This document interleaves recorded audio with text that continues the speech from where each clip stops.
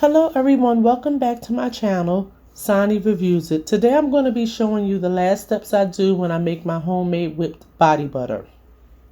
Now after I pipe my whipped body butter into the jars and apply my labels, I like to add a few finishing touches to keep everything looking clean and professional. So after I put on the labels, I make sure they're snugged on the jar. And what I'll do is I'll place a clear waterproof label protector over my labels. And this helps to protect them from oils and moisture so they can stay looking nice even after you open and close the jar multiple times. Now as you can see right here, I kind of take my time just to make sure the label is on neat and it's snugged on there and that it's totally covering, the protector is totally covering the label. See, it looks very neat. Okay, next, what I do is I include these mini cosmetic spatulas so customers can scoop out the body butter without putting their fingers directly into the jar.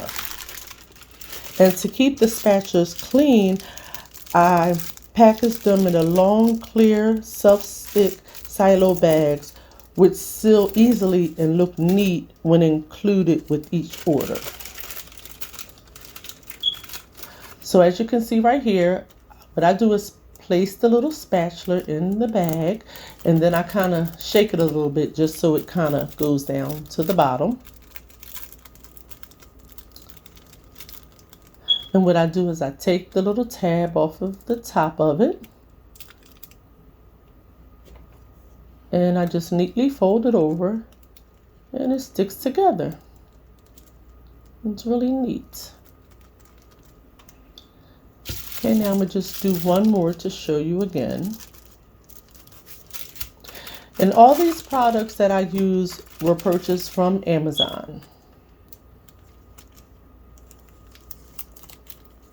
Okay, so it's neat. Just kind of shake it up so it goes to the bottom. And just take the tabby off again, the tab at the top. And there we go, just making sure it's all the way down at the bottom.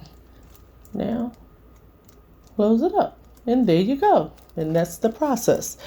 Thank you so much for watching. And if you enjoyed this video, please like, subscribe, and leave a comment below.